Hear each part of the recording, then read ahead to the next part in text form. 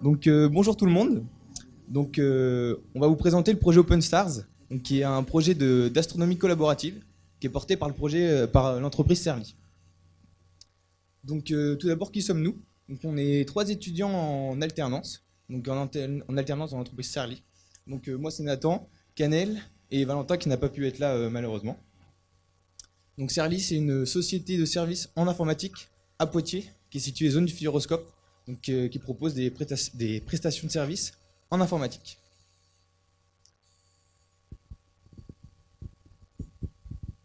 Donc pour comment est né ce projet? En fait, lors de mon entretien d'embauche pour mon alternance, j'ai fait part de mon intérêt pour l'astronomie à notre directeur, donc Monsieur Jérôme Petit. Et il a tout de suite pensé à un projet qui allie objets connectés, astronomie et applications mobiles. De là, on a commencé un prototype et après, on a fait donc le développement de l'application OpenStar. Donc on va tout de suite rentrer dans le vif du sujet. Tout d'abord, nous ne sommes pas spécialistes en astronomie, donc nous sommes juste des développeurs, donc on vient ici pour avoir votre avis, échanger, et voilà, surtout avoir votre avis. Donc c'est un projet réalisé dans le cadre de nos études, afin d'obtenir notre diplôme en concepteur développeur informatique. Et ce projet n'a pas vocation, a vocation d'être open source, donc il n'y a pas de but financier derrière ce projet.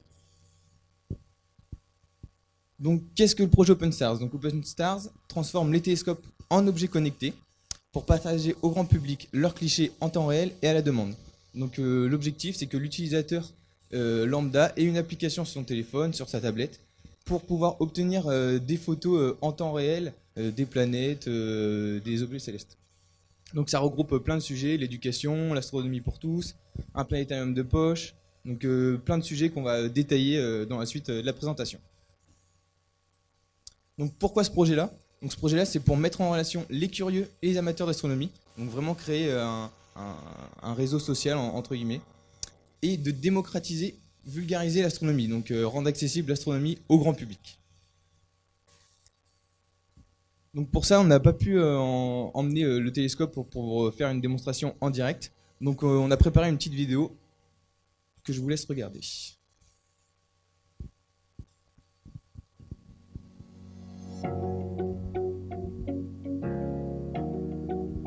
Plus rien.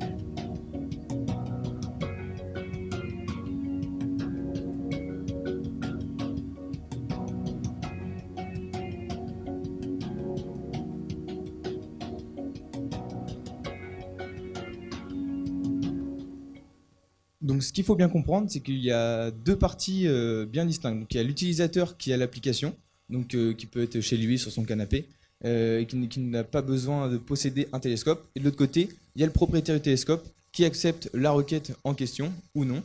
Et le télescope se déplace sur la position de la planète en question, il prend une photo, et dès que la photo est prise, l'utilisateur de l'application reçoit la photo en question.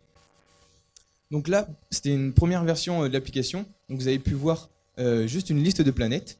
Mais l'objectif futur, donc qui est en cours de création, c'est que ce soit un vrai planétarium en 3D et en réalité virtuelle.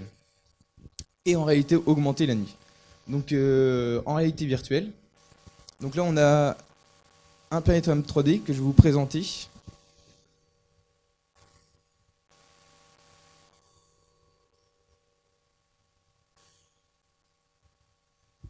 Je sais pas si on voit bien, si ça va. Je vais poser le micro comme ça. Donc là, nous avons l'application, le petit planétarium. Donc on peut se déplacer autour de nous pour visualiser les planètes. Il suffit de cliquer sur une planète en question. Donc ça, bien sûr, sera tout ça sur téléphone. On arrive sur la planète. Là, on a deux possibilités. Donc soit voir une nouvelle photo. Donc ça va envoyer une requête à un télescope connecté. Donc il peut se situer partout, en Australie, en Chine, partout. Et donc ça enverra une requête. Dès que le télescope a reçu la requête, le propriétaire accepte ou refuse. Et on a une deuxième possibilité, c'est la galerie photo. La galerie photo, on arrivera sur une page où il y aura toutes les photos prises des télescopes sur cette planète en question. Donc les photos les plus récentes, les photos les plus aimées, les photos les plus commentées, donc avec une sorte de sous-catégorie. Il y aura aussi quelques infos sur les planètes, donc la masse, plein d'infos sur l'histoire de la planète. On a aussi une barre de recherche. Donc là, c'est vraiment pour simplifier la recherche. Donc si on veut aller sur la Lune, ici sur le petit i, c'est pour avoir des informations, donc c'est la galerie photo. Et la navette, c'est pour se déplacer directement sur la planète en question. Donc là, pour l'instant, nous avons juste les planètes qui sont à une position fictive, mais bientôt ce sera leur vraie position exacte, avec leur vraie position exacte. Donc maintenant, je vais vous présenter rapidement le menu. Donc là, en bas à droite, on a le petit parachute pour revenir sur la planète Terre, pour se remettre à notre angle d'observation. Donc à gauche, nous avons la barre de recherche que je vous ai présentée. À gauche, nous avons les paramètres. Ici, le petit œil, c'est pour activer le mode réalité augmentée. C'est-à-dire que la nuit, on pourra enlever l'image du ciel étoilé et voir vraiment l'environnement qui nous entoure avec les planètes positionnées sur notre environnement réel. Ici, nous avons un petit agenda, donc c'est pour changer l'heure à laquelle nous voyons les planètes. Donc si nous souhaitons savoir où Mars sera placé demain, il suffit de changer la date et de mettre demain. Et en bas à droite, c'est la boussole. C'est que nous souhaitons que, avec le téléphone portable, si on montre en direction du nord et que la planète Mars est au nord,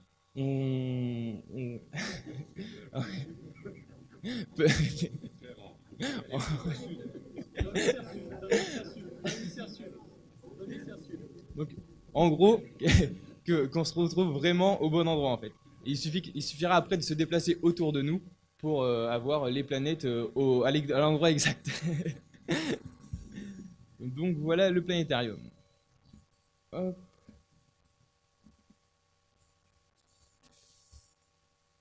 Donc là c'est la deuxième partie donc, pour le réseau social que Canel va vous expliquer.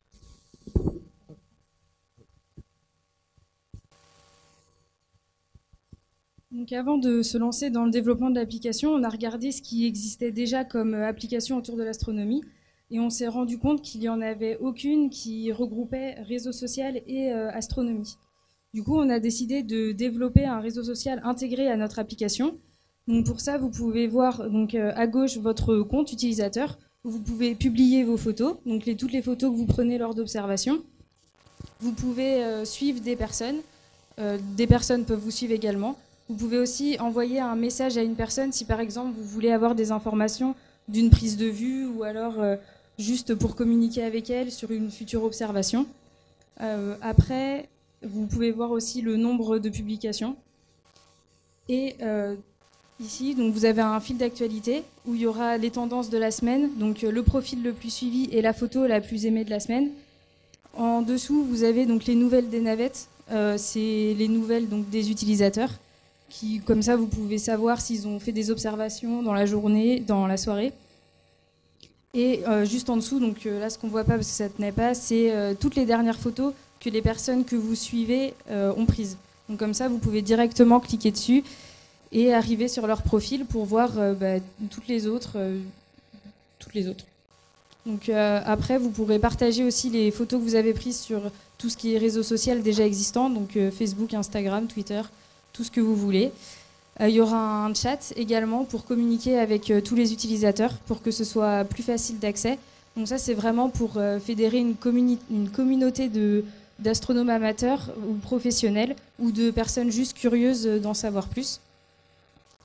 Et en second, donc pour le côté ludique et éducatif, donc vous retrouvez des pages d'information donc sur tous les objets célestes, sur les planètes, et on a fait un lien avec l'API de la NASA qui met à disposition des des photos tous les jours, donc la photo du jour. Donc ça, ce sera accessible. Et des photos, donc des missions, par exemple, la mission qu'il y a sur Mars en ce moment, donc vous pouvez voir des photos. Et pour le côté jeu, on a décidé de développer des jeux accessibles à tout public.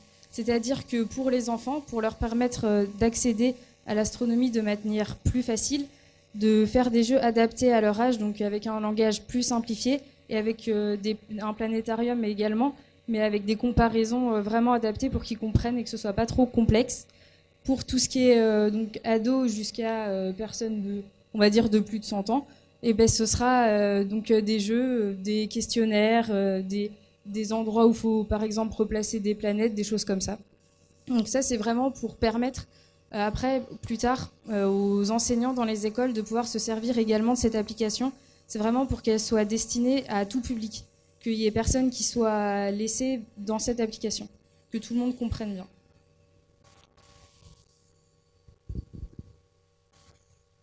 Donc là, on vous a présenté la partie utilisateur lambda de l'application, mais il y a du coup un autre utilisateur, c'est le propriétaire du télescope. Donc le propriétaire du télescope, c'est un astronome amateur ou professionnel qui dispose d'un télescope motorisé et qui souhaite le partager à une communauté de passionnés. Donc pour ça, pour le transformer en objet connecté. Donc pour cela, il aura juste besoin d'un petit boîtier qui a été créé par Serly et d'une caméra qui se fixe au télescope. Donc le propriétaire du télescope a aussi des avantages. Donc tout d'abord, il pourra préparer les soirées d'observation grâce aux données météorologiques. Donc toutes sortes d'informations sur la météo. Il pourra aussi repérer facilement les étoiles et les planètes donc en direct, mais aussi pour préparer ses observations donc, à l'avance. Il pourra aussi partager ses connaissances et ses clichés astronomiques, donc vraiment créer une communauté de passionnés. Et il pourra facilement rencontrer des personnes ayant la même passion, donc grâce au chat, pour discuter, pour vraiment le partage.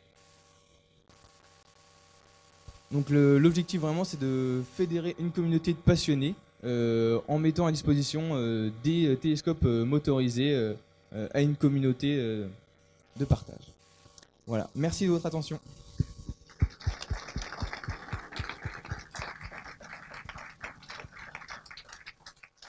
Donc si vous avez des questions, des avis, n'importe quoi, n'hésitez pas.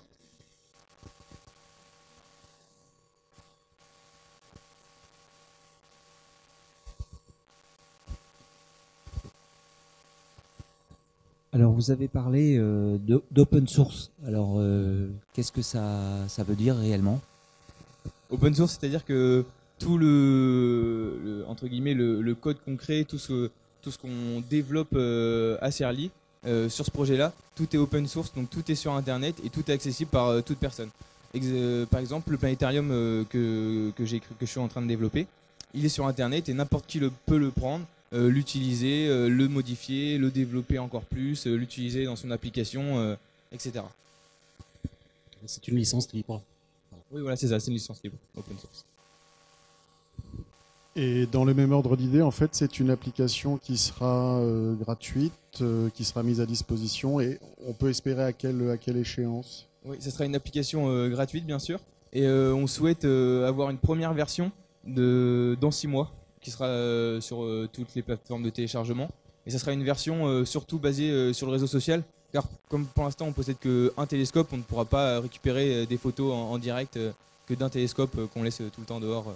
Donc pour l'instant ce sera vraiment basé plus sur le réseau social, toutes les informations et des photos déjà récupérées.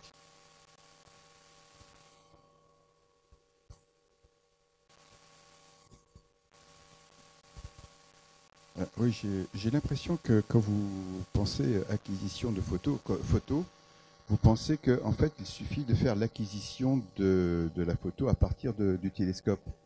En réalité, une photo d'astronomie, c'est un petit peu plus complexe que ça. C'est qu'il y a d'un côté l'acquisition des pixels, et ensuite, il y a tout un traitement informatique qui est fait derrière. C'est seulement avec le traitement informatique qu'on obtient une photo d'astronomie. Donc on ne peut pas obtenir une photo directement avec l'appareil, c'est pas possible. Ou alors c'est les photos qu'on pourrait faire en mettant un smartphone à l'oculaire, quoi, grosso modo. Mais ça n'a rien à voir avec une photo d'astronomie. Ouais, donc en fait, il y a un traitement à faire Ah après bah, la caméra. il y a un c'est ça. petit traitement. Et là, je pense que dans la salle, il y a des personnes qui sont capables de vous en parler de ce Ouais. qu'on peut faire comme Bah, du coup, traitement. nous, ça nous intéresse d'échanger sur, Ah oui, sur ce là, sujet totalement. il y aura beaucoup à discuter, je pense. Ouais. On est ouvert. Voilà, c'est l'objet de cet après-midi. Mais voilà, j'ai su que vos impératifs, voilà, c'était d'être là que ce matin. Mais ensuite, par rapport à ce projet, on va dire initial, je pense qu'il y a des objets assez brillants qui n'ont pas forcément besoin de traitement important. Voilà, je pense. Notamment là, pour l'instant, c'est plutôt les planètes. Pour l'instant, c'est les planètes. On a commencé par ça.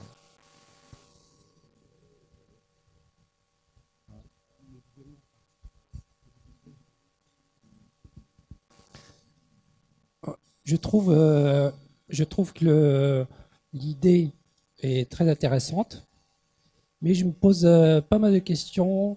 Il y a deux volets dans votre application. Il y a effectivement l'aspect de planétarium, etc., toute la partie applicative.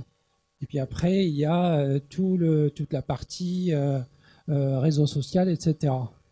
Est-ce que vous avez discuté avec, alors, bien sûr, le public que vous visez? J'ai cru comprendre que c'est à la fois les astronomes amateurs, donc ces personnes qui sont dans les associations d'astronomie, mais aussi le grand public. Est-ce que par rapport à ces deux publics, vous avez pris des contacts avec les associations, par exemple, pour savoir quelles sont leurs pratiques? Où est-ce qu'ils vont? Quel est leur besoin en termes de quand ils vont sur Internet? Qu'est-ce qu'ils vont chercher?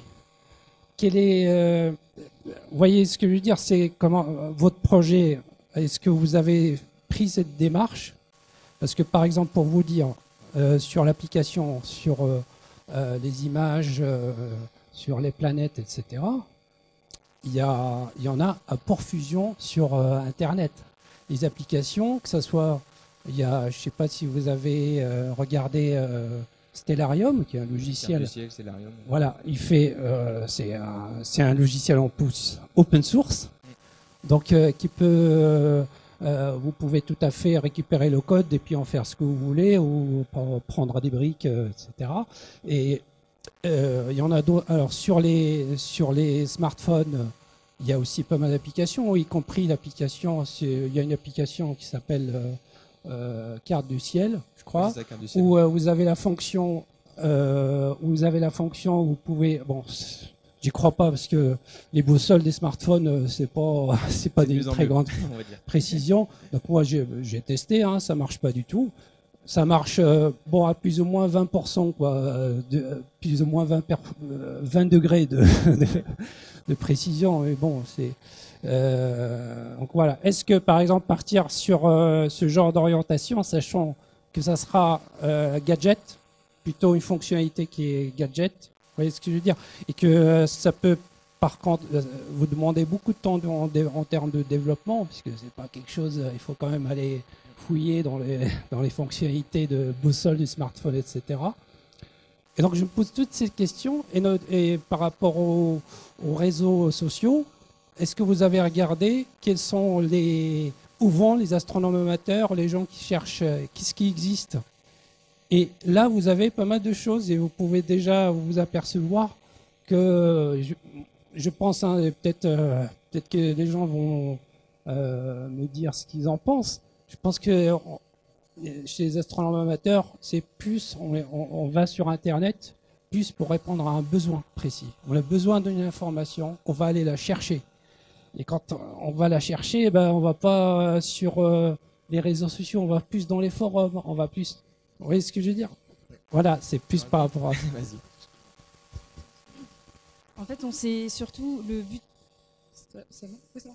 Le but, en fait, c'est vraiment de regrouper tout ce qu'on peut trouver sur Internet dans une seule application.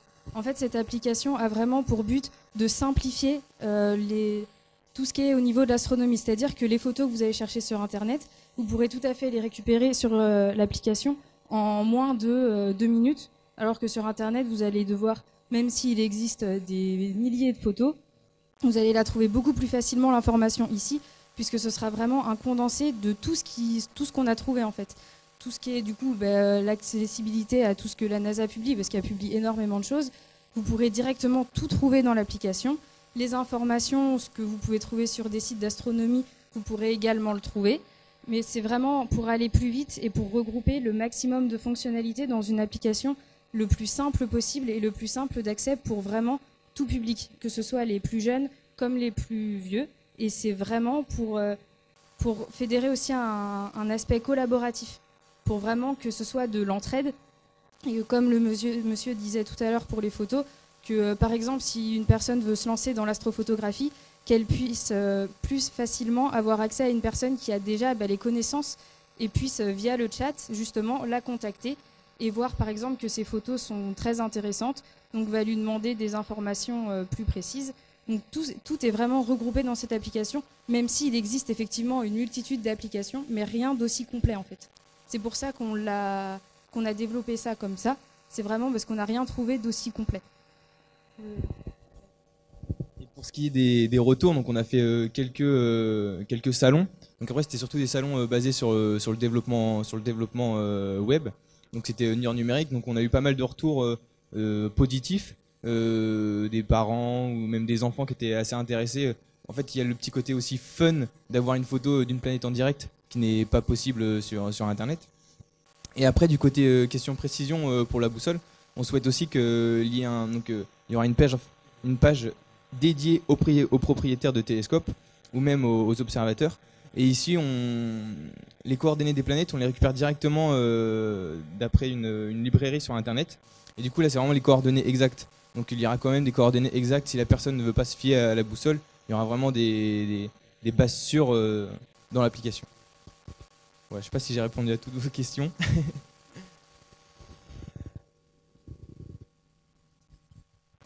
Bien. On va passer à la suite, mais justement... Une question au fond, je crois, il me semble. Pardon, j'avais pas vu, excusez-moi.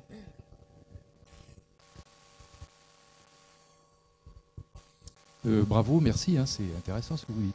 Et le nom de l'application, c'est OpenStars. Oui, c'est ça, OpenStars. Bon, merci. Voilà, qui devrait être accessible dans les 6 mois, on espère. Donc oui, merci. Parce que justement, l'idée de cette journée-là aussi, c'est parler d'échanges. Hein. On posait la question voilà, de relations entre notre application et les astronomes. Et là, aujourd'hui, voilà, c'est l'occasion de rencontrer les astronomes, de voir les exigences des uns et des autres par rapport à une application comme ça. Voilà, donc c'était l'idée de vous inviter. Donc merci infiniment d'avoir accepté l'invitation. Donc cet après-midi, il y a une partie sur le traitement de l'image et l'acquisition d'images. Les interventions vont être enregistrées, normalement aussi filmées, donc voilà, vous pourrez les suivre. Merci beaucoup. Merci de votre retour. Merci.